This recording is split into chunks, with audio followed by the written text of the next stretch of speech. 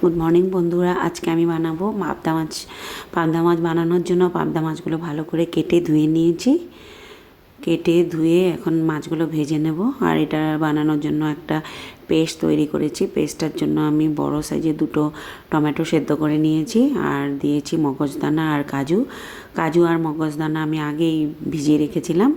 আর দিয়েছি 4-5টে কাঁচা লঙ্কা। আর এগুলো মগজদানা আর কাজু একটু সফট হয়ে গেছে ভেজানোর পর। তারপর আমি টমেটো আর কাঁচা লঙ্কা দিয়ে ভালো করে একটা স্মুথ ব্যাটার তৈরি করে নিয়েছি।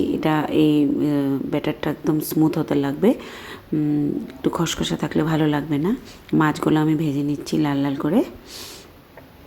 মাছগুলো ভাজা হয়ে গেছে। ওই তেলের মধ্যে আমি ফোড়নে দিচ্ছি কালো জিরে, শুকনো লঙ্কা, কাঁচা লঙ্কা।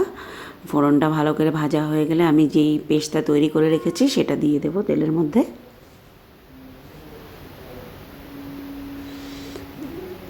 ফোড়নটা ভাজা হয়ে গেছে, পেস্টটা দিয়ে দিলাম আমি তেলের মধ্যে। এখন তেলের মধ্যে এই মশলাটা ভালো করে কষিয়ে নেব কিছুক্ষণ।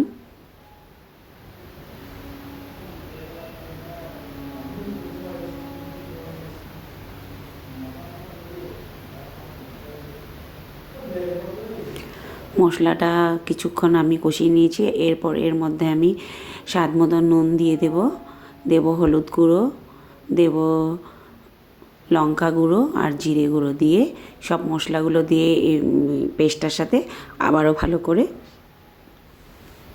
কষিয়ে নেব। মশলাটা ভালো করে কষানো হয়ে গেলে এর মধ্যে অল্প একটু জল দিয়ে আবারও ফুটিয়ে নেব ঝোলটা।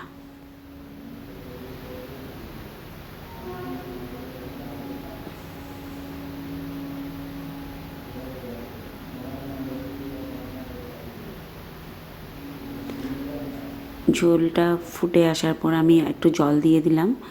এটা ফুটে আসলে আমি ভেজে রাখা মাছগুলো দিয়ে দেব। বন্ধুরা, আমার চ্যানেলটাকে সাবস্ক্রাইব করবে, লাইক কমেন্ট শেয়ার করবে।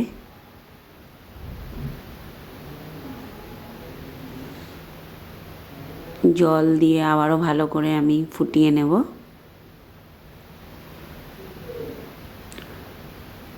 ঝোলটা ফোটানোর পর আমি এর মধ্যে ভেজে রাখা মাছগুলো দিয়ে দেব।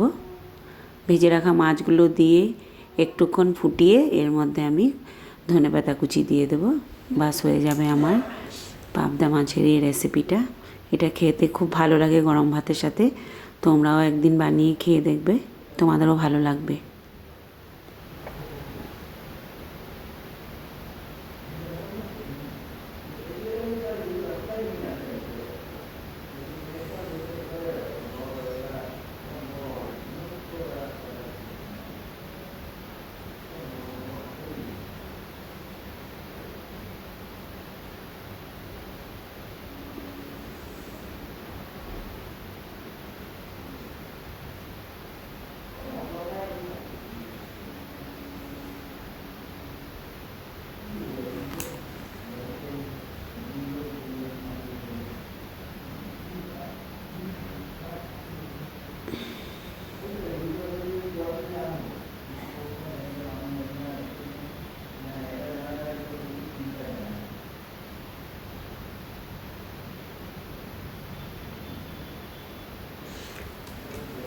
মাছগুলো ভালো করে সাজিয়ে ঝোলের মধ্যে দিয়ে দিয়েছি।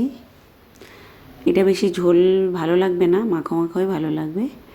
ঝোলটা ফুটে আসার পর মাছগুলোর উপরে উপরে আমি ধনেপাতা কুচি ছড়িয়ে দিলাম। ধন্যবাদ।